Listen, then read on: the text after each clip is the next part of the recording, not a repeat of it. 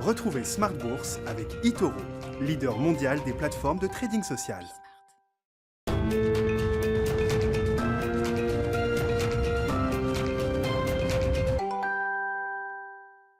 Bienvenue dans Smart Bourse, votre double dose quotidienne de marché en direct sur Bismart, chaque jour à la mi-journée, 12h30, 13h. Et en fin d'après-midi, désormais, la grande édition pendant une heure à partir de 17h. Au sommaire de cette édition, ce soir, le chiffre macroéconomique du jour, le rapport mensuel sur l'emploi aux États-Unis et le marché du travail qui repart de l'avant au mois d'octobre aux États-Unis avec 531 000 créations d'emplois.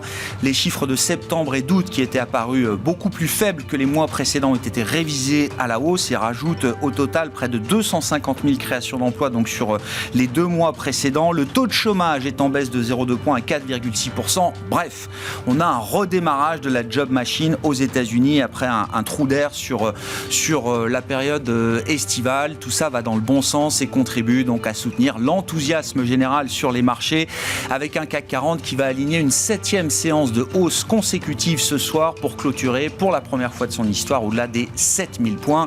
Ce sera bien sûr un sujet à la une dont nous parlerons avec nos invités de Planète Marché d'ici quelques minutes. Et puis vous aurez le résumé complet de cette séance de fin de semaine avec Alix Nguyen dans un instant. Le dernier quart d'heure de Smart Bourse, vous le savez, c'est le quart d'heure thématique.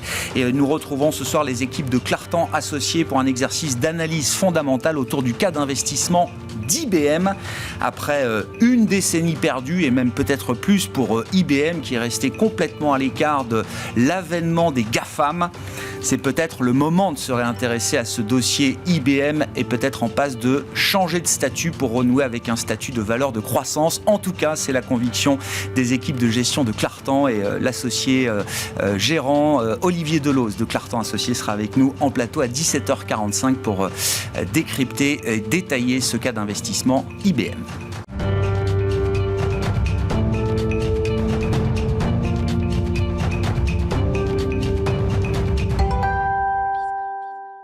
Mais d'abord, la clôture record du CAC au-delà des 7000 points ce soir. Le résumé complet de cette séance de fin de semaine, c'est avec Alix Nguyen. Hier encore, il effaçait son record historique de la bulle Internet. Aujourd'hui, il atomise le seuil symbolique des 7000 points, cap sur une 7e séance consécutive de gains, un inédit depuis avril 2019. Sur un an, et grâce à une reprise post-pandémique exceptionnelle, le CAC a grimpé de 40%. Aujourd'hui, donc, la Bourse de Paris confirme ses bonnes dispositions grâce à la nette reprise le mois dernier du marché de l'emploi américain. En octobre, le département du travail recense 531 000 nouveaux postes et révise en hausse de 235 000 son estimation des créations nettes d'emplois d'août et septembre. De bons chiffres qui rassurent aussi la bourse de New York. Elle ouvrait sur de nouveaux records en début d'après-midi, stimulée qui plus est par les dernières nouvelles quant au traitement du Covid-19 développé par Pfizer. Plus globalement, les marchés restent soutenus par l'attitude toujours accommodante des banques centrales. Elles écartent la perspective imminente d'une hausse de taux. Côté valeurs, les poids lourds du CAC comme Hermès, L'Oréal et Essilor-Luxottica n'en finissent plus d'enchaîner les records. Le secteur du luxe est quant à lui tiré par la progression de Kering et le pic historique d'Interparfums. AXA progresse. Le géant français de l'assurance lance un programme de rachat d'actions d'1,7 milliard d'euros après avoir dévoilé une activité en forte croissance sur 9 mois. Une première depuis 2007. Il devrait être suivi d'une deuxième vague d'un montant maximum de 500 millions d'euros l'an prochain. JC Decaux bondit. Le géant français de la publicité a bénéficié au 3e trimestre d'un fort rebond de son activité supérieur à ses attentes portées par l'affichage et les contrats de mobilier urbain. Sur la période, le chiffre d'affaires du groupe a augmenté de 31% à 647 millions d'euros, soit plus de 10 points de plus que l'objectif communiqué fin juillet. Et puis Casino recule. Le groupe a réalisé au cours du 3e trimestre 2021 un chiffre d'affaires de plus de 7 milliards d'euros, en hausse de plus de 4%. Et puis une alliance se dessine entre Casino et l'allemand Gorias en vue de conclure un partenariat majeur pour le marché du quick commerce en France. Partenariat dont la conclusion doit intervenir avant la fin de l'année 2021. Tendance mon ami, chaque jour avec Alix Nguyen à 12h30 et 17h dans Smart Bourse sur Bismart.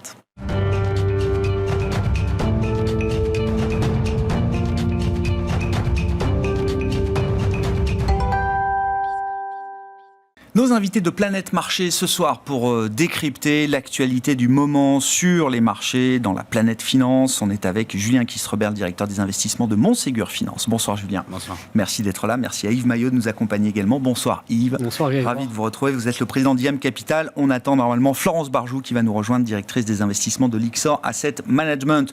Le record du CAC 40. Ça fait 48 heures que je me creuse la tête pour savoir comment traiter de la manière la plus intelligente possible ce sujet boursier. Et pour tout vous dire, c'est Alix Nguyen que vous avez entendu qui a trouvé la bonne clé d'entrée, je trouve, avec la bonne question à poser. Pourquoi est-ce que le CAC 40, hors dividende, a mis 21 ans pour retrouver son sommet historique et battre son record du 4 septembre 2000, en l'occurrence?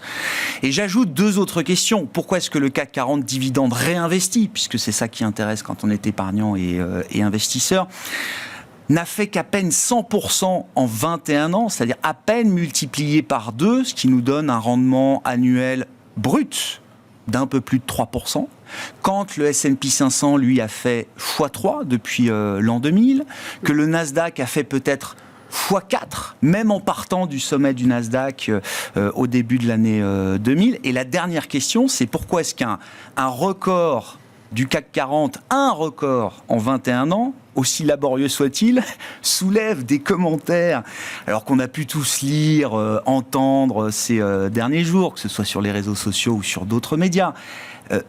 Autant de méfiance, autant de suspicion. C'est pas normal. Le CAC est déconnecté de la réalité. Le CAC est-il devenu fou? La bourse, c'est le casino. C'est le crack, vendez tout. Enfin, voilà.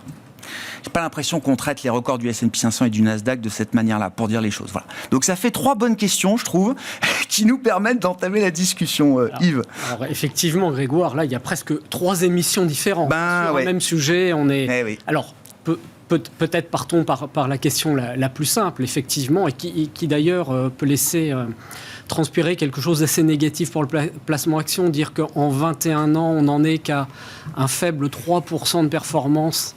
Revenu réinvesti, dividende réinvesti, ça paraît peu. Brut, hors frais. Oui, en plus, dans l'asset management, et les gens de marché connaissent très bien et utilisent très bien ce qu'on appelle les effets de base. Alors, quand on parle justement de ce nouveau record qui a été battu sur le CAC 40, cette fois-ci hors dividende, on se place par rapport à une base qui a été finalement l'aboutissement d'une période de progression des valeurs qui avait été tout à fait astronomique. Et donc, on part par rapport à une base extrêmement haute. Donc, effectivement, en partant de cette base extrêmement haute, il n'est pas aussi étonnant que ça qu'il ait fallu plus de 20 ans pour retrouver de nouveau un sommet. Et n'oublions pas que là aussi, on fait des calculs dividendes non réinvestis. Ouais. En quelque sorte, notre CAC dont on parle tous les jours, c'est une nue propriété. Et on oublie l'usufruit. Et ça fait une très grosse différence. Beaucoup d'études montrent, moi j'en avais fait dans mes anciennes vies sur le sujet. Bien sûr. En Europe, la distribution de dividendes correspond à peu près à long terme, à condition que ces dividendes soient réinvestis, à peu près entre 50 voire jusqu'à 65-70% de la performance totale. L'autre composante étant finalement ce qui est le corollaire de la progression des bénéfices, c'est donc la progression en capital. Puis le dernier élément, c'est la valorisation, c'est-à-dire ce qu'on appelle dans notre jargon le multiple de capitalisation, qui à certains moments peut être à 10, comme dans les années de forte inflation il y a 40-50 ans, et qui parfois peut être à 20, 25, voire plus, ce qui était le cas à la fin de la bulle Internet, c'est-à-dire au début des années 2000. Donc il y a un effet de base. Moi, ce que j'aimerais indiquer aux téléspectateurs, c'est refaire l'historique du CAC, qui est né le 15 juin 1988. 88. Juste après un crack d'ailleurs, la bourse. Oui, c'est vrai. Donc là, on avait déjà pas mal remonté. Donc sur une base de 1000 points. Donc on voit qu'aujourd'hui, nous dépassons le niveau des 7000 points dividendes non réinvestis. Et on dépasse, on en parle un peu moins, mais les 20 000 points aujourd'hui, dividendes réinvestis.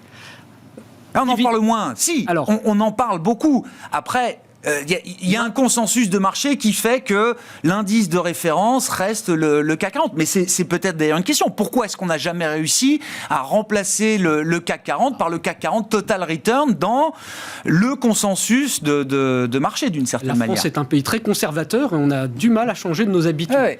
Et puis ça a été, il faut le dire aussi, pour certains acteurs de la finance, un outil très confortable d'avoir un produit non dividende réinvesti. Voilà, les gens se reconnaîtront. Donc on a vécu très facilement. Puis après, ce sont les habitudes qui font que... Alors, si on reprend tout cet historique de maintenant 33 ans et 5 mois précis, j'ai fait mes petits calculs, et on s'aperçoit quoi? Que le CAC 40 réalise, brut, non dividende réinvesti, une rentabilité annuelle de 6,4% sur cette période.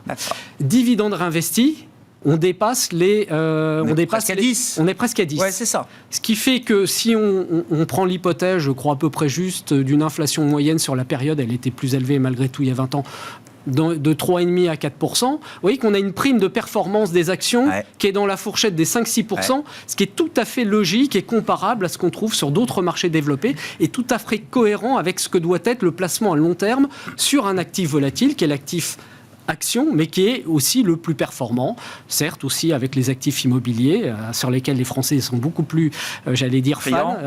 Voilà. Non mais je retiens, redonnez-nous là depuis 88. Donc 6% d'un côté, c'est ça. En nominal, c'est ça. En nominal et déflaté, donc ok. Et donc déflaté, c'est une prime d'environ 5 entre 5 et... Oui, c'est ça, c'est 5-6% en réel hors effet de l'inflation. Non, mais juste à comparer avec... Alors, j'ai pas regardé la croissance annuelle moyenne depuis 1987 de la France, mais grosso modo, en tout cas sur la dernière décennie ou les 2 dernières décennies, on est sur une croissance annuelle moyenne peut-être autour de 1,5% ou quelque chose comme ça. Enfin, c'est à peu près l'ordre de grandeur qu'on peut avoir. Peut-être un peu plus, entre 1,5 et 2. D'accord, elles étaient plus fortes. Non, mais pour essayer de donner une jauge de ce qu'a été l'économie réelle pendant cette période. Absolument. Donc, on est dans quelque chose qui est tout à fait, j'allais dire, logique. Pendant ce temps-là, c'est vrai que les marchés financiers ont bénéficié de la baisse des taux, de la progression assez régulière des bénéfices. On a eu des moments très difficiles. On a eu 2008 où il y a eu une chute des profits. On avait à peine récupéré d'ailleurs le niveau nominal global consolidé des profits suite à la chute de 2008-2009, juste avant la crise sanitaire. Et puis là, on a une année 2021 où les profits, de nouveau, rebondissent énormément. Donc finalement, on s'aperçoit sur une période de 10-15 ans que la progression moyenne des profits n'a pas été aussi élevée que ça. Mais malgré tout, quand on regarde les choses avec beaucoup plus de recul, c'est-à-dire maintenant un peu plus de 30 ans, tout ça est assez logique. Dernier point, on compare l'indice français ou les indices français, le CAC 40 avec le Nasdaq, les indices américains. Ensuite, il y a la composante. Et le CAC 40 d'il y a 20 ans, 30 ans n'est pas du tout le même et les bénéfices sont plus du tout les mêmes que ceux d'aujourd'hui. Et ceux de l'indice CAC 40 et ceux de l'indice américain ne sont pas les mêmes. On sait très bien que la technologie et l'effet rachat d'actions aux États-Unis expliquent une bonne partie de l'écart de performance entre CAC 40, bourse européenne et bourse américaine. Julien, que vous inspire donc ce record du CAC et les questions qu'on essaye de se poser ce soir? Je dirais que pour revenir sur les composantes, le CAC 40 aussi représente l'Europe en général, le fait qu'on a plus de mal à innover, plus de mal à créer des champions. Même s'il y a eu effectivement des mouvements, ils sont d'un point de vue sectoriel beaucoup moins importants que ce qu'on a connu aux États-Unis. On a eu juste avant cette crise de 2000, c'était la bulle télécom. Bon, c'est tout où est le cours d'Orange aujourd'hui. Donc on a effectivement... Ça a valu quoi, 150 plus? Ouais, 170 je crois. On a 10 quoi. On a 9 euros. On a monté à plus de 200 euros de même. Plus de 200 euros, c'est possible. Ça a pesé, j'ai vu 175 milliards peut-être au plus haut. Exactement. Donc ça c'est sur la partie 2000. Sur la partie 2008, juste avant, c'était les banques qui avaient un poids très important.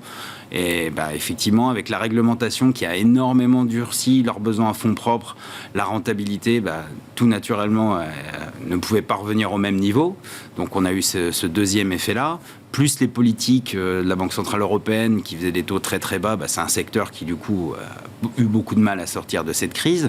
Et c'est vrai que on a quelques champions technologiques, je ne peux pas dire qu'il n'y en a pas, mais si on compare avec des pays plus innovants comme les États-Unis, c'est clair que la différence elle est criante. Quand on voit Tesla aujourd'hui qui fait 1200 milliards de dollars. Bon, on peut discuter de sa valorisation, mais voilà, on ne peut pas imaginer en Europe qu'on aurait pu avoir une société qui n'existait pas il y a 20 ans, qui pourrait faire aujourd'hui une capitalisation de cette taille.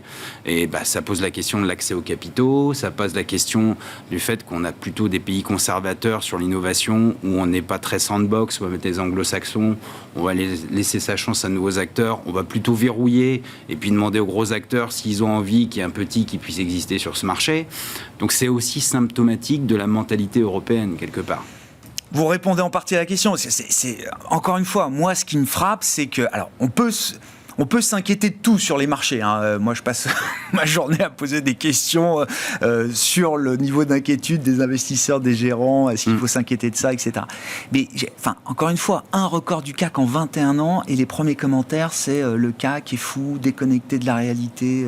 On est à plus de 60 records cette année, rien que cette année pour le S&P 500. C'est ce que je disais. Je ne suis pas sûr qu'aux États-Unis, même l'épargnant final américain ne se réjouisse pas de voir son marché boursier battre des records. Alors même sous forme de clin d'œil, parce qu'on a tous en tête Donald Trump qui tweetait chaque record du Dow Jones pendant sa présidence. Je me demandais si Emmanuel Macron allait oser un tweet sur le CAC 40 à plus de 7000 points. Évidemment que non. Mais ça en dit long sur notre rapport, je trouve, à la croissance, à la performance, à l'argent, à plein de choses. Les dividendes qui, à chaque fois, fait hurler les politiques, etc. Donc, c'est clair qu'on a une mentalité qui est très, très différente de celle d'autres pays. Mais globalement, sur le niveau aussi, on peut se poser la question, est-ce qu'on l'aurait atteint est-ce qu'on aurait atteint ce niveau s'il n'y avait pas eu cette crise ? Parce que finalement, cette crise a permis cette politique monétaire très agressive, ces dépenses publiques très agressives, qui poussent les valorisations de la bourse, certes, mais pas que. Les prix de l'immobilier, donc ça, tout le monde le voit au quotidien dans sa vie de tous les jours, mais aussi le marché obligataire, etc. Donc la question, c'est est-ce que le prix des actifs est très élevé aujourd'hui ?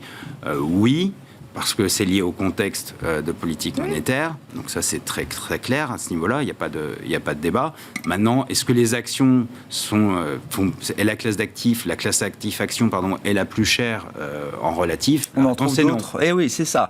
Ne serait-ce que l'obligataire en premier lieu. S'il y a une bulle aujourd'hui, elle commence par la bulle du marché obligataire qui, là, pour le coup, est directement entretenue par les banques centrales. Non, mais je reste sur mon indicateur CAC 40. Que ce soit le CAC hors dividende ou dividende réinvesti, dans vos métiers, dans l'industrie de la gestion d'actifs, est-ce que c'est encore un indicateur qui a une utilité pour vous, Julien ?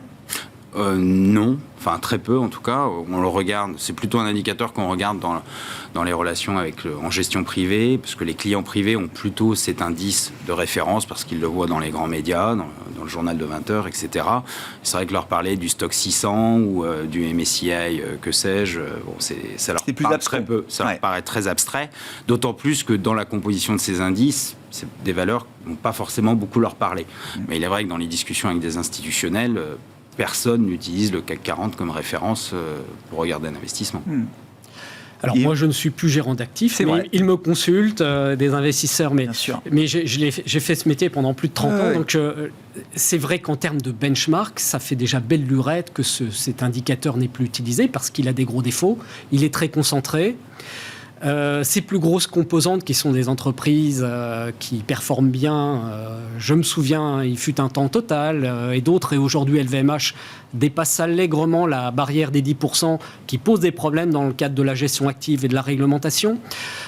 On a donc une concentration des paris qui est forte pour des gérants qui veulent diversifier plus largement leur portefeuille. Bref, tout un ensemble de caractéristiques. Et puis d'ailleurs son mode de calcul d'ailleurs qui font que depuis longtemps les investisseurs un peu plus sophistiqués ont trouvé que c'était un thermomètre qui était j'allais dire amusant, biaisé, mais comment biaisé. On explique, alors je sais pas, mais comment on explique qu'on soit peut-être un des seuls grands indices, admettons que nous restions un grand indice, mais qui n'inclut pas justement le réinvestissement des dividendes. Tous les autres indices sont mesurés comme ça, sont calculés comme ça. Comment ? Moi, ça fait 10 ans que je traite ce sujet et qu'effectivement, j'ai du mal à vendre le CAC 40 Total Return parce que c'est pas l'indicateur consensuel, c'est pas ce qu'on va retrouver aux 20 heures, c'est pas ce qu'on a sur les écrans en premier lieu. En tout cas, il faut faire l'effort d'aller regarder la performance du CAC 40 Total. Pourquoi on n'est pas arrivé ? Mais c'est une question qu'on pourrait poser à Euronext, au fournisseurs d'indices, etc. Pourquoi on n'est pas arrivé à imposer un CAC 40 mieux ficelé d'une certaine manière? Très honnêtement, je ne sais pas pourquoi. Le CAC 40 n'est pas le seul exemple. Il y a d'autres indices qui sont bizarrement foutus, aussi parce que très anciens. Dow Jones, avec une pondération, l'indice Nikkei de la bourse japonaise, avec un calcul arithmétique, de moyenne arithmétique. Enfin, ça sera un petit peu long, mais il y a des distorsions. Donc en fait, tout chaque ça relève... indice a ses faiblesses, on va dire, d'une certaine manière. Ça relève de l'histoire, ça relève parfois de choses moins avouables. Mais surtout, ce qui est intéressant aussi, c'est qu'il y a aussi des avantages. On a en Allemagne un indice qui était basé sur 30 valeurs, qui est basé sur 40, un Eurostock sur 50, un Dow Jones industriel qui est le plus ancien des indices, qui n'a que 30 valeurs, pas forcément représentatives, même plus tellement de la cote américaine, mais ce sont des indices faciles à construire, à suivre, et qui sont, je prends le cas du CAC 40, du DAX 30, support, parce que c'est plus facile d'avoir des indices concentrés, qui sont support de contrats à terme. Donc il y a aussi des raisons techniques qui peuvent expliquer. Si vous prenez le cas d'indices beaucoup plus larges et diversifiés comme les indices MSCI, là, il est très compliqué de bâtir des produits synthétiques sur des indices qui sont composés de centaines de valeurs, voire encore plus quand il s'agit de l'indicateur monde. Même si on regarde la partie dérivée, vous le disiez, avec les contrats futurs, tous les traders vous disent ça traite énormément sur l'Eurostock, sur les futurs Eurostock, ça traite énormément sur les futurs DAX, ça traite très peu sur les futurs CAC 40. Oui. Mais fut un temps, c'était le cas, et on est passé du CAC 40 à l'Eurostock 50. En revanche, ces produits-là et ces indices sont très utilisés, car ils sont arbitrables, ils donnent de la liquidité, donc ils ont une forme de contribution à l'activité du marché. Voilà. Donc on ne peut pas avoir non plus un marché bâti uniquement sur des indices très diversifiés, plus justes, plus représentatifs. Voilà, j'allais dire là, pour mettre un petit peu de controverse dans la discussion, consisterait à uniquement critiquer pourquoi le CAC 40, un indice mal foutu. Alors je rappelle quand même, on ne l'a pas dit dans notre conversation précédente, c'est que le record du CAC 40, il a été battu dès l'année 2007, dividendes réinvestis. Donc dire qu'aujourd'hui et découvrir que l'indice est très haut, voilà. Donc pour un petit peu faire le contrepoids avec les performances d'autres indices ailleurs, y compris en Europe, qui ont battu des records depuis bien longtemps. Puis aux États-Unis, c'est tous les jours en ce moment. Donc, voilà. Et c'est donc là qu'arrive la question quand même. Sachant qu'au moment où on se parle, S&P 500, Dow Jones, Nasdaq ont aussi marqué de nouveaux records, après des dizaines de records déjà marqués au cours des derniers mois par ces indices américains. Est-ce qu'il faut s'inquiéter quand même là de quelque chose d'un peu vertigineux? Parce que c'est vrai que le mois d'octobre, alors qu'est le mois historiquement le plus faible, pas forcément négatif, a été un mois incroyable en termes de performance boursière pour le coup, et on a l'impression qu'on est encore aspiré vers de nouveaux sommets en permanence. Est-ce qu'il faut s'inquiéter de cette situation aujourd'hui avec les éléments fondamentaux dont on dispose, et techniques également? Julien. Aujourd'hui, le vrai sujet, je l'ai dit tout à l'heure, ce sont les banquiers centraux. Et je pense que le message que j'ai envoyé ces derniers jours est assez clair. On va continuer. Donc, la Banque d'Angleterre, on attendait hier, est-ce qu'elle relève ses taux? Bon, finalement, on dit je vais patienter un petit peu. Le discours de Jérôme Powell au niveau de la Fed a été aussi assez clair. On fait du quantitative easing, effectivement. Il y a un peu plus d'inflation que ce qu'on attendait, mais c'est pas grave. On réduit de 15 milliards par mois. Mais si jamais ça commence à retanguer, vous inquiétez pas, on remettra ce qu'il faut. Voilà, donc tant qu'on a ce type de discours des banquiers centraux, il n'y a pas de limite. Et c'est quelque part la théorie monétaire moderne, c'est de dire finalement on peut créer de la monnaie de toute façon à tout va. Les banques centrales peuvent acheter la dette des États sans que ce soit un sujet. Et on a l'impression, en tout cas à ce jour, jusqu'à maintenant, qu'il n'y avait pas de limite. La seule limite qui commence à apparaître, c'est les tensions inflationnistes. Voilà. Donc c'est ça le sujet.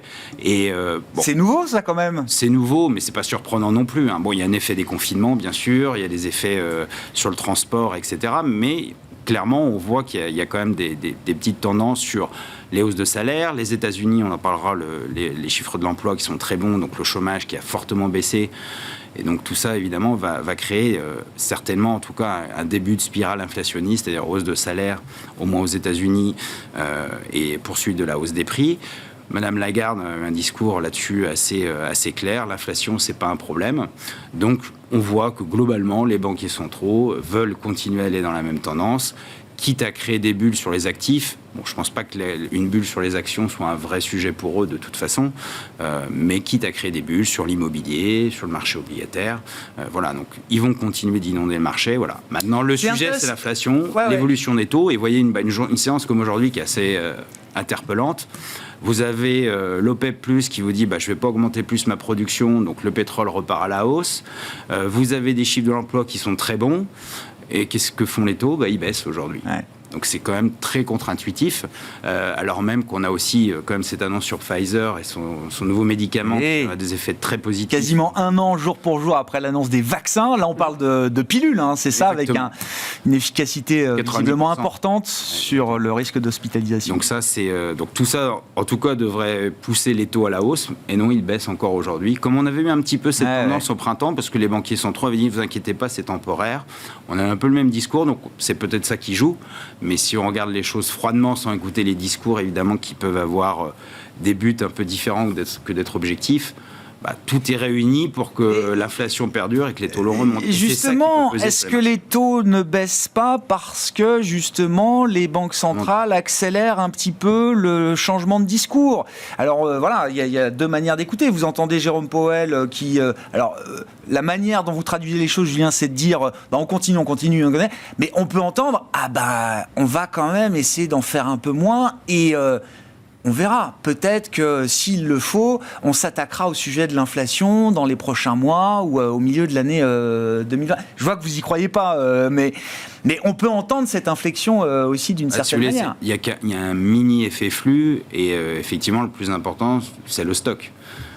Et le stock, il ne va clairement pas bouger. Ouais. Donc on baisse les flux très légèrement, mais ce n'est pas de nature, en tout cas, à dire, en tout cas aujourd'hui, que la politique n'est pas incommodante. D'ailleurs, les taux réels sont encore très, très, très négatifs. Bien sûr. Vont l'être pour encore très longtemps. Donc là-dessus, sur l'idée qu'on pousse à la surchauffe, pour moi, il est assez clair. Bon. Sujet infini des banques centrales. Là, on sort d'une séquence de réunions qui ont été un peu agitées, on va dire, pour certaines d'entre elles. Mais c'est crucial, en fait. Ce qui s'est passé ces derniers jours, effectivement, ça a été très bien expliqué par Julien, est tout à fait illustratif, en fait, d'un piège, quelque part, dans lequel sont de plus en plus coincés les banquiers centraux. Alors, je pense que ce qui renforce l'effet très surprenant a priori de recul des taux, un jour, on annonce finalement un marché de l'emploi aux États-Unis très, très, très dynamique, très vigoureux, c'est que le marché, dans la séquence précédente, depuis 2 mois et demi, a quand même connu un repli. Alors Grégoire, vous mentionniez le mois d'octobre, une petite reprise, en fait le plus mauvais mois de l'année, les études en particulier en Europe, c'est pas octobre, c'est septembre. Même si octobre a, pour lui, si j'ose dire, une mauvaise réputation. Du crack de 29, du crack de 87, mais en réalité c'est septembre. Et septembre était un mois un peu plus compliqué. Et octobre n'est pas franchement bon, mais plus partagé. D'accord. Et on le sait tous, la saisonnalité devient très positive à partir de novembre. Novembre, décembre et début d'année. Voilà. Donc ça, c'est un peu le cycle, j'allais dire, saisonnier, évidemment, qui souffre d'exceptions. Mais donc, on a eu cette séquence où, en Europe, en gros, les indices, entre le 15 août et fin septembre, début octobre, ont reculé de 5, 6, 7%. Ouais.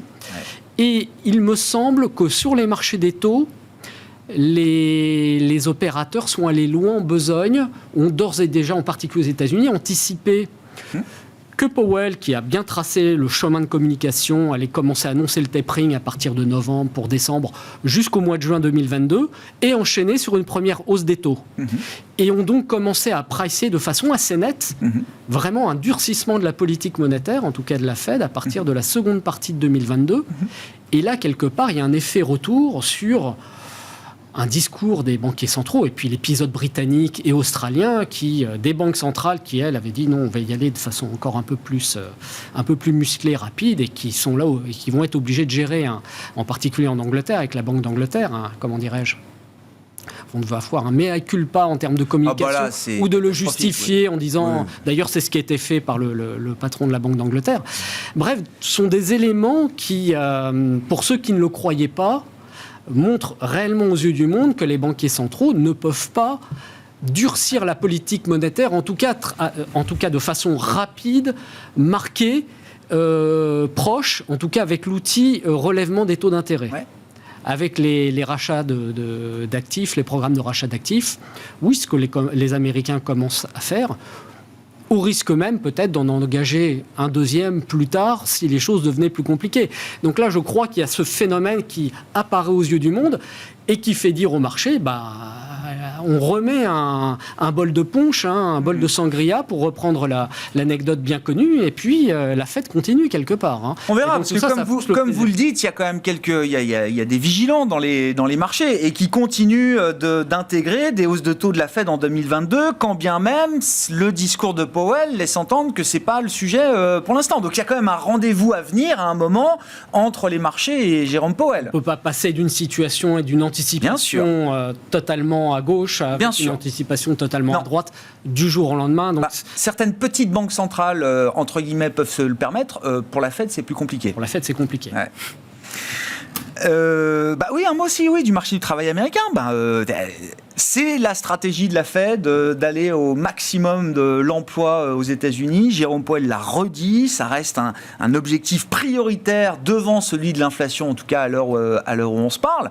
Le marché du travail américain reprend une dynamique beaucoup plus positive après quelques mois un peu faibles, Julien. Oui, tout à fait. On a eu des chiffres qui étaient extrêmement solides. Et ce qui est intéressant dans cette publication, c'est que c'est le secteur privé qui a créé beaucoup plus d'emplois que prévu, puisqu'on a eu plutôt des destructions dans le secteur public, et avec notamment la partie loisirs et hôtellerie qui repart très fortement. Plus de 160 000 créations d'emplois. Donc on voit que l'économie américaine se rouvre et que finalement on est sur une dynamique avec un taux de participation qui a peu bougé pour le coup, mais on voit en tout cas que la tendance est bonne. Un taux de chômage à 4,6%, donc des niveaux qu'on aimerait bien avoir en Europe évidemment, même si la structure du marché de l'emploi est très différente. Hein. C'est difficile de comparer de manière exacte, mais en tout cas la stratégie fonctionne, c'était l'objectif. Maintenant, on revient toujours à la même question, à partir de quel moment on va avoir des salaires, parce qu'on sait qu'il y a des tensions sur le marché de l'emploi, à quel moment on va avoir les salaires qui commencent à s'emballer. Et donc, je dirais que le seul limite de cette politique monétaire, c'est le social. Parce que quand vous faites exploser les prix de l'énergie, alors les gouvernements mettent des rustines, hein, on voit bien en France, les chèques énergie, les chèques essence, et puis on va augmenter les SMIC, et puis on demande au MEDEF d'augmenter les salaires. Enfin voilà, on essaye de trouver toutes les ficelles, surtout qu'on approche des élections présidentielles, donc ça devient évidemment critique. Et puis finalement, comme on emprunte à des taux nuls, finalement faire du déficit, c'est pas un problème. Donc continuons. Donc voilà, donc vraiment la limite, c'est le social, mais on voit qu'aujourd'hui, le choix des gouvernements, puis si on parle des États-Unis, n'oublions pas le plan de relance d'investissement dans les infrastructures, qui est en discussion, on verra ce que ça donne. Mais s'il y a en plus ce plan qui arrive, c'est encore plus d'argent qui est mis dans la machine. Oui, mais il est déjà beaucoup moins important que ce qu'on pouvait imaginer, que ce que le marché a peut-être intégré initialement. Oui, mais tant mieux. Mais avec un taux de chômage à 4,6, l'effet, en tout cas, de tension sur le marché de l'emploi va être encore plus puissant, forcément. Bon, en tout cas, c'est vrai que c'est intéressant, et c'est intéressant de voir les créations d'emplois dans le secteur privé, et comme vous dites, spécifiquement loisirs et hôtellerie, parce qu'on a vu un ISM Service aussi qui était très très fort encore, sur des niveaux records, mais qui montre d'une certaine manière que l'économie américaine est loin d'être complètement rouverte aujourd'hui, Julien. Moi, c'est ce que je retiens. Si j'essaye de faire le lien avec le discours de Jérôme Powell, non seulement les pénuries, nous, en tant que banque centrale, pas grand-chose à faire là-dedans. Et puis, mon sujet, c'est que la demande a peut-être encore besoin d'un peu de soutien. Et puis aux États-Unis, notamment avec cette annonce de Pfizer, ils ont d'ores et déjà annoncé que le médicament serait disponible pour la fin de l'année. Ils ont déjà des capacités de production équivalentes au traitement de 50 millions de personnes. Et donc, le discours du CEO de Pfizer... en tout cas, annonce que pour février, il n'y aura plus de sujet Covid aux États-Unis. Ouais, donc c'est le game changer. Alors, il y a eu le game changer des vaccins, bien sûr, mais vous dites cette nouvelle-là, elle est aussi importante quand même. Oui, parce qu'il y a une partie de la population qui a refusé de se vacciner. Donc voilà, c'est ça. C'est le game changer, c'est l'autre game changer après les vaccins. Exactement. Donc ça ne va pas les inciter à y aller, pour le coup, à se faire vacciner. Du coup, si tout le monde sait qu'il y a un médicament, ça ne va pas forcément accélérer les vaccinations. Mais en tout cas, ça veut dire qu'on a une solution efficace. Et donc, du coup... on n'aura plus cette crainte. Et puis c'est toujours un peu la même chose. On a toutes les armes pour la bataille anti-Covid, c'est ce que dit le patron de Pfizer. Exactement. Et puis sur l'hôtellerie loisirs, je pense que ça repartira comme avant, puisque très souvent, quand il y a ce genre d'événement, on me dit tout va changer, et puis finalement, rien ne change. On verra, on n'en a pas beaucoup vécu quand même des événements de cette nature-là, mais oui. Non, mais typiquement sur le télétravail, on entend tous que tout le monde allait quitter les métropoles pour aller travailler en province. Bon, on voit que la réalité, c'est difficile de faire revenir les salariés. Il y a un retour de bâton. Exactement. Mais bon, quand même des choses peut-être fondamentales, structurelles qui... On verra. Alors... Dans l'idée qu'on vit une époque incroyable, donc le CAC à 7000 points, encore une fois, j'étais pas sûr de le voir, moi, genre le CAC à 7000 points, ça y est, c'est fait. Ce que je pensais absolument pas voir de ma vie, c'est le maire de la plus grande ville emblématique du monde, le maire de New York, nouveau maire élu de New York, il y avait une série d'élections locales importantes aux États-Unis. Je crois que le maire de Miami aussi lui a emboîté le pas, Yves, qui annonce fièrement, et d'autres. Il était précurseur, en fait. Précurseur, donc c'est le maire de Miami, rendons-lui hommage, qui annonce fièrement que ses premières fiches de paye seront libellées en Bitcoin. Oui. Au moins sur quelques mois. Oui. Est-ce que ça relève de l'anecdote et ça peut être du marketing politique, on peut comprendre que ces gens-là aussi aient besoin d'accrocher peut-être un peu des nouvelles générations ou d'autres. Ou est-ce que c'est le signal révélateur de quelque chose qui devient possible aujourd'hui ? Oui, il y a deux éléments explicatifs à mon sens. Enfin, vous l'avez aussi remarqué, on l'a tous remarqué. Il y a de plus en plus d'adeptes des crypto-monnaies qui progressent fortement. Et puis, il y a de plus en plus d'adeptes face aux politiques dont on vient abondamment de parler des banques centrales, qui sont, on va le dire, ultra inflationnistes. C'est le propre de l'inflation, la définition de l'inflation, c'est de dévaloriser la valeur de la monnaie et que tout ça se répercute dans l'indice général des prix et de façon durable. Ce qu'on n'a pas pour l'instant. Par contre, la création d'inflation, qui est un phénomène purement monétaire, c'est ce que font les banques centrales depuis des années, pas seulement depuis 2 ans. Bon, face à ça, vous avez Bitcoin qui a été programmé, une crypto-monnaie qui répond à cette nouvelle technologie qui a comme valeur d'usage de concurrencer des monnaies banques centrales. Bon, face à ça, il y a de plus en plus de gens, y compris aux États-Unis, j'allais dire même peut-être encore plus aux États-Unis, qui sont des adeptes pour diversifier leur patrimoine, de très gros fonds, hedge funds, grosses fortunes, et certains qui sont concentrés sur ces actifs-là. Alors peut-être que Eric Adams, le nouveau maire de New York, fait partie de ces crypto-adeptes et pense que c'est une bonne idée. Démocrate, Démocrate. Non, mais c'est un message politique qu'il envoie, forcément, c'est un homme politique. Oui, même si vous avez aussi toute une partie républicaine conservatrice, et je fais référence au Texas, qui est presque un État en phase de sécession, qui lui est en train de récupérer l'industrie du minage, entre autres des capacités qui sont sorties de Chine suite à l'interdiction chinoise.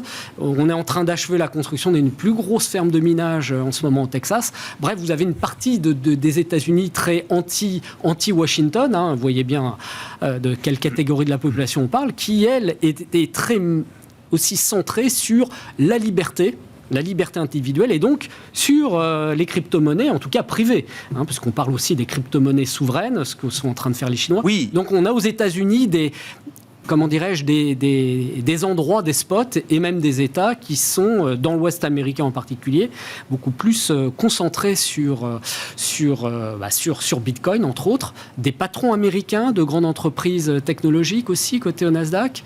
Et puis quelques hubs comme Miami et peut-être maintenant New York, puisque le nouveau maire de New York, donc probablement aussi est sur le prix du Bitcoin, mais aussi dans son discours, il indique qu'il veut que New York soit un hub pour les crypto-monnaies et pour, de façon plus globale, tout le secteur de la technologie centré sur la blockchain. Donc je pense qu'il y a peut-être, je ne sais pas, derrière, des plans d'investissement pour peut-être compléter en fait le dispositif Wall Street financier traditionnel et faire en sorte que vraiment New York soit une cité où on vient y travailler dans le secteur de la technologie blockchain, les crypto-monnaies, etc. Et peut-être aussi le métaverse, puisque c'est le grand sujet technologique à la mode en ce moment. C'est le New Wall Street là qui est en train de se créer. Peut-être, je ne sais pas, mais c'est l'autre explication de ces déclarations du tout nouveau, puisqu'il vient d'être il y a quelques jours. Voilà. Alors, il faut suivre Miami, où effectivement le maire Suarez avait indiqué il y a déjà quelques temps qu'il envisageait de laisser la possibilité de payer certaines taxes, certains paiements municipaux, payer certains fonctionnaires aussi en Bitcoin. Donc vous avez deux endroits très particuliers aux États-Unis, encore une fois, Miami et maintenant New York, où voilà, c'est à suivre. C'est assez amusant, intéressant. Bon, il va falloir absolument que la gestion en général, que la gestion privée trouve une manière de traiter cette question, parce que toutes les discussions que j'ai avec les banquiers privés, gérants privés, etc., ils sont assaillis de questions et d'appétit de la part des clients. Aujourd'hui, de toute façon, il y a un sujet réglementaire. C'est pas possible à travers un mandat d'investir sur des crypto-monnaies. Donc, comme ça, on peut pas tenir la rigueur qu'implique la gestion privée en partant comme ça sur cette... Non, mais c'est une question de régulation, tout simplement. Ouais, c'est pas un actif c'est pas un actif éligible de toute façon. Donc, il n'y a pas de fonds UCITS au sens propre du terme qui pourrait être intégré. Je crois que ça arrive. Après, il y a quand même une logique de diversification sur la labellisation UCITS. Donc, on peut essayer de mettre plusieurs crypto-monnaies, mais j'imagine qu'après, on peut trouver des crypto-monnaies pas trop corrélées. Mais bon, ça me paraît quand même être un sujet un peu complexe, mais pourquoi pas. Aujourd'hui, c'est vrai qu'on n'a pas de réponse là-dessus. Moi, j'avoue humblement que je comprends tout à fait l'intérêt technologique. Je vois l'engouement, évidemment. Je vois que ça monte. Donc, chemin traditionnel humain, quelque chose qui monte doit continuer à monter. Donc ça, c'est... Ça nous ramène au CAC à 7000 points. Oui, it is good, c'est ça. Donc là, pas du gain. Voilà. Après, de définir quelle est la valeur d'une monnaie où il n'y a pas de... Alors, même si vous allez me dire qu'aujourd'hui, on n'a plus d'actifs physiques dans les banques centrales pour équivalent aux monnaies, ça c'est très clair. Et encore plus aujourd'hui qu'hier, évidemment. C'est très difficile de donner une valorisation à ces monnaies. Je n'ai pas vu en tout cas d'explication qui m'est semblé cohérente là-dessus. Après, qu'on puisse acheter des actifs avec cette monnaie, ça je l'entends. Voilà, mais aujourd'hui, c'est quand même extrêmement difficile de donner une valeur. D'ailleurs, on voit bien sur les évolutions des prix. Aujourd'hui, il y a une crypto-monnaie qui a pris 7000% en 24 heures. Donc, alors qu'elle existe depuis plusieurs années. Oui. Ne la citons pas alors. Donc, qu'est-ce qui fait qu'en 24 heures, c'est après 7000% je suis incapable de l'expliquer. Et puis, vous avez vu aussi dans la chronique, c'est cet investisseur qui avait acheté pour $8000 de crypto et qui a aujourd'hui près de $3 milliards de patrimoine. Donc, ça défie l'entendement. Voilà, donc c'est très volatile, très risqué certainement, mais bon, aujourd'hui, ça ne fait que monter. Donc, on entend l'engouement, en tout cas, des investisseurs. Vous venez du monde de l'industrie de la gestion traditionnelle. Voilà, vous avez basculé en partie dans le monde crypto aujourd'hui. Yves, vous comprenez encore que voilà, vos anciens confrères, toujours confrères, manquent encore de documentation, de conviction sur ce sujet? Je constate qu'il y a beaucoup de méconnaissance, alors par manque de temps. Souvent, je dois quand même le dire, ça ne va pas leur faire plaisir, mais par manque d'ouverture. Ils ont à décharge effectivement une réglementation qui pour l'instant pose problème. Raison pour laquelle d'ailleurs on le voit aux États-Unis. En fait, la SEC qui vient d'adopter il y a quelques jours, donner l'agrément pour le premier ETF tracker. Ouais. Là-bas, les ETF peuvent être sur un seul actif sous-jacent. Donc, c'est plus facile. Vient de donner son agrément à un produit, mais qui est non pas indexé sur le Bitcoin, mais sur le futur Bitcoin, le futur étant un produit financier. Donc, en fait, une des façons de basculer, j'allais dire d'un monde à l'autre, c'est d'utiliser des produits qui s'exposent aux crypto-monnaies, mais qui sont empaquetés dans des valeurs mobilières. Ce qui commence à se faire sur le marché des dérivés de crypto-monnaies ou à travers des certificats, ce genre de choses. Et puis, il y a des pays, je pense à un pays qui est tout proche du nôtre et qui n'est pas connu ici en France, où la réglementation bancaire donne des agréments à des gens qui évoluent dans le monde des actifs digitaux, qui est la Suisse.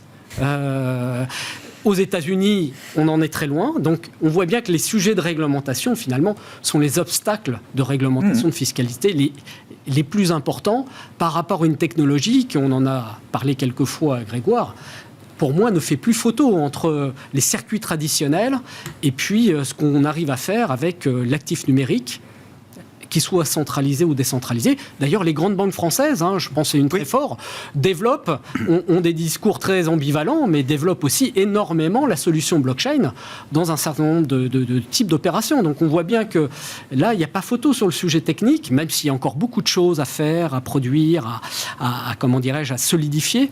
Le problème, c'est que c'est une technologie qui a des conséquences réellement révolutionnaires. Après, juste quelques petites remarques sur ce que disait Julien. Si, il y a des manières de valoriser Bitcoin, mais ça serait un peu long de parler ici. Il nous reste 20 secondes. Et puis, attention, la plupart ce qu'on appelle crypto-monnaies ne sont pas des monnaies en réalité. Ce sont des jetons, des coins. qui sont porteurs de projets sur différents domaines. Il ne faut pas du tout considérer Bitcoin étant un cas très, très à part, très spécifique, qui a effectivement la vocation de concurrencer les grandes monnaies qu'on connaît. Merci beaucoup, messieurs. Merci d'avoir été avec nous pour cette semaine et cette journée historique et cette clôture du CAC 40. Au-delà des 7000 points ce soir, 7040 points en clôture pour l'indice parisien. Julien Kiss-Robert était avec nous, directeur des investissements de Montségur Finance, et Yves Maillot, le président de YAM Capital.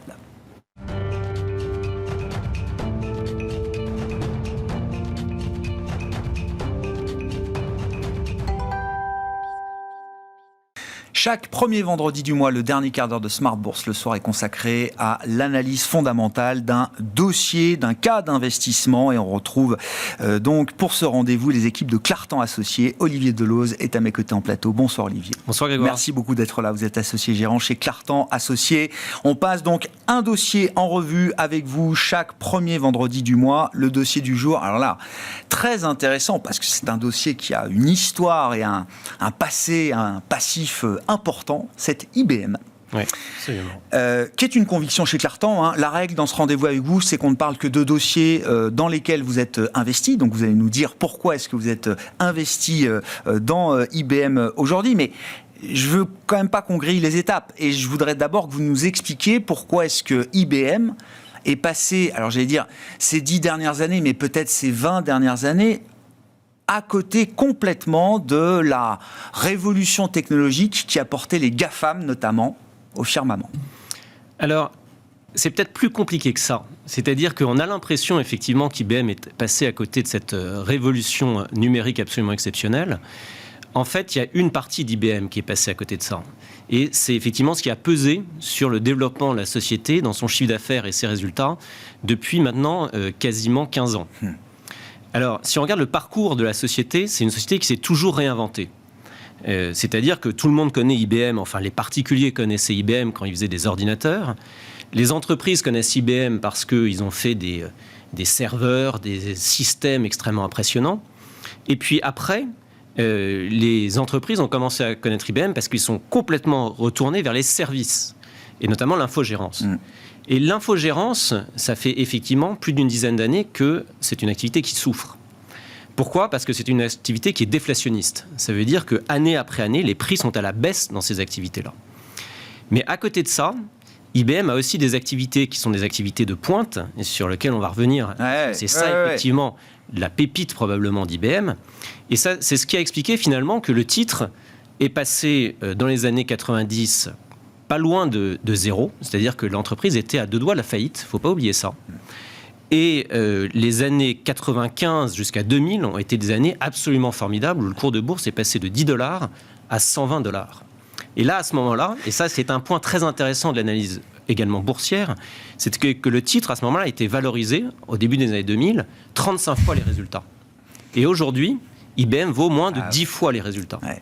Donc, on a l'impression qu'il ne s'est rien passé chez IBM, mais en réalité, c'est un très gros paquebot. Et les paquebots, ça met du temps, effectivement, à virer de bord. Et ce qui est intéressant, c'est de voir ce qui est en train de se passer depuis maintenant quelques années et ce qui est très prometteur probablement pour les prochaines années. Mais juste un point encore là-dessus, des très gros paquebots, il y en a d'autres. Et il y en a d'autres qui ont pivoté de manière parfois plus radicale, avec beaucoup de succès également. Juste pour reprendre, parce que c'est un point clé de l'analyse fondamentale, il y a l'aspect financier, l'aspect gouvernance. Ouais. Est-ce qu'il y a quelque chose derrière la gouvernance d'IBM entre 2000 et 2020 qui explique peut-être que le paquebot a eu du mal à pivoter, Olivier ? Oui, exactement. Alors, on peut prendre une analogie là-dessus. C'est-à-dire que Microsoft, eh bien, c'était assez comparable à peu près dans les années 2000 à IBM. C'est-à-dire que c'était une star, les deux étaient des stars. Et puis, pendant 15 ans, on a l'impression qu'il y avait très peu de croissance chez Microsoft également. Et puis, ils ont su faire une accélération absolument remarquable qui a été le cloud. Et donc là, ils sont passés effectivement, donc on connaît effectivement Microsoft pour d'autres activités, grand public, etc., mais on connaissait moins le cloud. Et ils ont eu un patron effectivement assez génial, qui a pris la suite du précédent, qui était le cofondateur de Microsoft, et qui a su positionner Microsoft sur le cloud. Eh bien, il y a eu quelque chose, il y a eu un retard, effectivement, chez IBM, très probable. C'est-à-dire que la précédente direction générale, qui n'a pas fait du mauvais travail, mais qui a fait un travail pas assez rapide, peut-être pas assez de vision, effectivement, et surtout qui n'a pas su prendre assez radicalement les décisions qui s'imposaient, c'est-à-dire se concentrer sur les activités de forte croissance. Et c'est ce que le management actuel, qui est là en place depuis quasiment 2 ans, est en train de réaliser, et ça, c'est effectivement prometteur.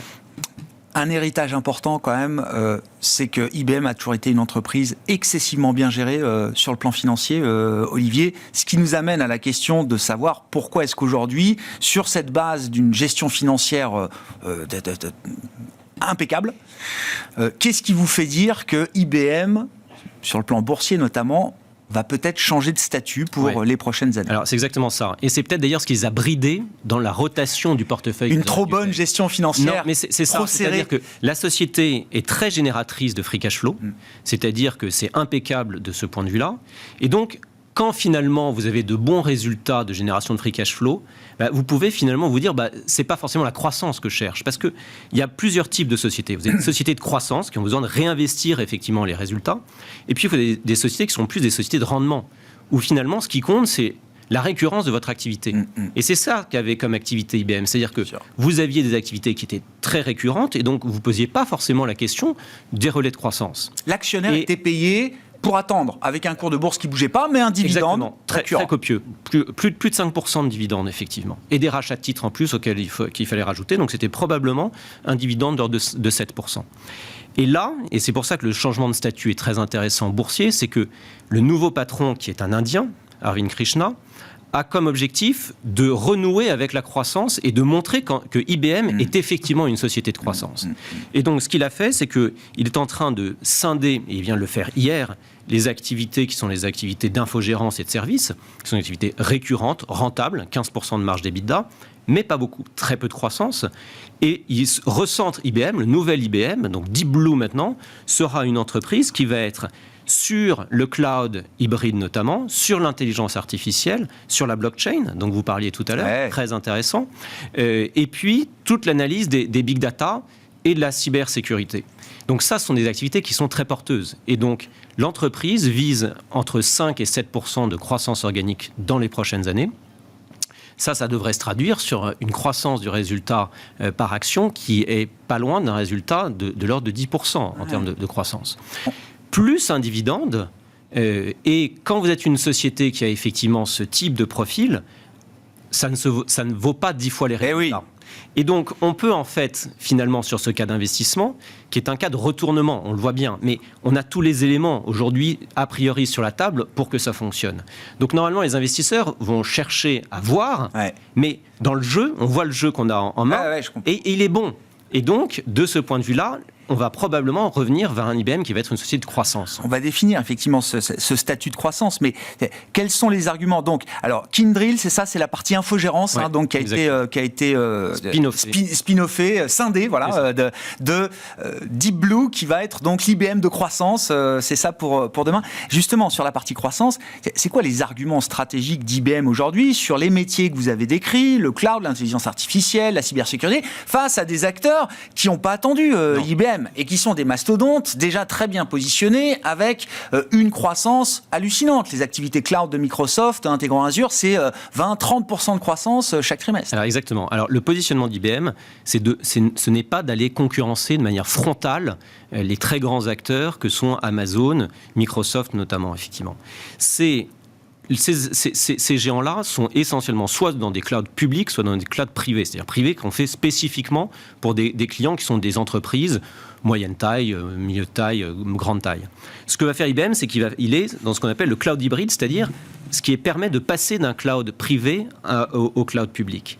Et donc de faire finalement pour des entreprises quelque chose qui soit beaucoup plus flexible et qui permette d'avoir des logiciels qui passent de l'un à l'autre. Et ça, sur ce créneau-là, avec Red Hat, qui est une acquisition récente effectivement d'IBM, c'est une activité qui croît très fort, qui croît à plus de 10% par an, entre 10 et 20%.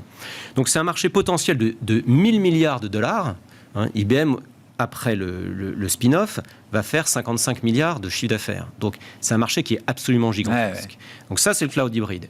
Et puis, à côté de ça, on a les activités d'intelligence artificielle qui sont en pleine croissance. Vous avez les activités de cybersécurité, de stockage, de défense, effectivement, du big data.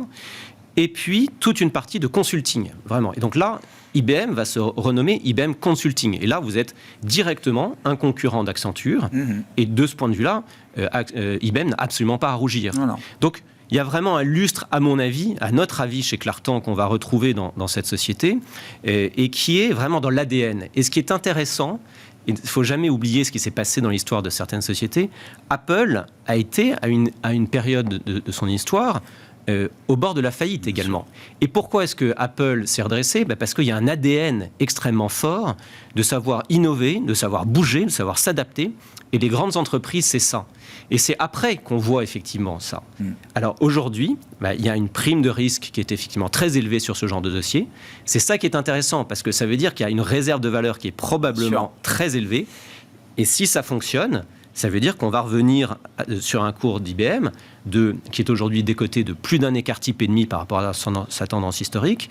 Probablement, on va revenir sur sa tendance et probablement au-delà. Et donc, ça veut dire des gains qui sont probablement de l'ordre de 15 à 20% par an. Ça ne va pas se faire en ligne droite, mais il y a un upside qui est très considérable. Parce que oui, quand on est dans des phases de retournement comme ça, c'est très compliqué. On a à la fois les actionnaires d'avant, on n'a pas encore capté les actionnaires de demain qui seront peut-être des investisseurs plus orientés croissance. Donc on est dans un entre-deux où effectivement c'est compliqué. Tout le monde ne se positionne pas forcément à ce moment-là. Vous avez choisi de le faire à ce moment-là. Et c'est bien d'ailleurs... alors c'est Deep Blue maintenant, il va falloir dire... Non, c'est pas... D'accord. Mais c'est bien l'IBM de croissance qui vous intéresse et pas... Kyndryl, parce que vous étiez actionnaire avant la séparation de Kyndryl. Oui, on a bâti progressivement notre position en IBM, jusqu'à en faire une position assez importante dans nos fonds. Kyndryl, oui, c'est une participation qui sera cédée ou qui a commencé à l'être dans nos fonds. Ce qui nous intéresse, c'est de se concentrer effectivement sur l'IBM. Mais les investisseurs sont nécessairement... ont besoin de voir. C'est-à-dire qu'il y a toujours beaucoup de suspicions, de doutes. Et quand les choses deviennent absolument évidentes, c'est là qu'on change de statut. Et c'est là qu'effectivement les PER remontent. Et une entreprise de ce niveau-là devrait à minima valoir 15 fois les résultats et beaucoup plus proche de 20 fois sur des Contre PER. 10 fois, c'est ça Moins de 10 fois aujourd'hui. Moins de 10 fois aujourd'hui. Et n'oublions pas non plus que c'est une entreprise qui va générer 35 milliards de dollars de free cash flow dans les 3 prochaines années pour une capitalisation qui est de l'ordre de 100 milliards. Donc ça veut dire un free cash flow yield, c'est ça qui est vraiment intéressant, parce que ce qui compte pour l'actionnaire in fine, c'est la génération de trésorerie que vous réalisez. Et donc 11% de free cash flow yield, ce ne sont pas des ratios qui sont normaux pour une entreprise de la taille d'IBM, avec ses avantages concurrentiels et un bilan qui est extrêmement solide. Et ça veut dire qu'une partie de ce cash sera retournée en partie aux actionnaires, servira peut-être à de l'investissement de la croissance externe ou autre? Oui, c'est ça. L'allocation de capital, c'est ça. Ce sera moitié-moitié. Ce sera une partie à l'actionnaire, puisque ça a toujours été comme ça. Et puis, ils vont financer leur croissance et financer des acquisitions. Ça, c'est extrêmement clair dans la stratégie de Arvind Krishna. C'est croissance, donc c'est vraiment l'entreprise est tournée vers la croissance. Et c'est important au sein même du management de ces troupes, c'est-à-dire que c'est l'un maintenant des moteurs, c'est pas uniquement la récurrence de l'activité, etc. C'est on va chercher la croissance. Donc, c'est un dossier qui est vraiment intéressant parce que dans un marché qui est cher aujourd'hui sur beaucoup de valeurs, là, on en a une qui ne l'est pas. Un investissement n'est jamais gagné. C'est toujours des probabilités. Bien sûr. Mais la probabilité est élevée que le dossier fonctionne. La probabilité d'un nouvel avenir pour IBM n'a jamais été aussi forte aujourd'hui. Oui, ce qu'on espère, c'est que Deep Blue, effectivement, devienne un Blue Ocean. Et à nouveau, comme ça l'a été par le passé. Merci beaucoup, Olivier. Cas d'investissement très très très intéressant. Donc le comeback d'IBM, vous y croyez chez Clartan, associé Olivier Deloz qui était à mes côtés, associé gérant chez Clartan. Rendez-vous chaque premier vendredi du mois pour décortiquer comme ça un cas d'investissement avec les équipes de Clartan. Ainsi se termine Smart Bourse ce soir, très bon week-end.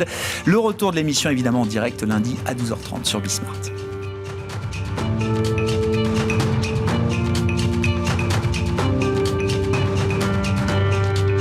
C'était Smart Bourse avec eToro, leader mondial des plateformes de trading social.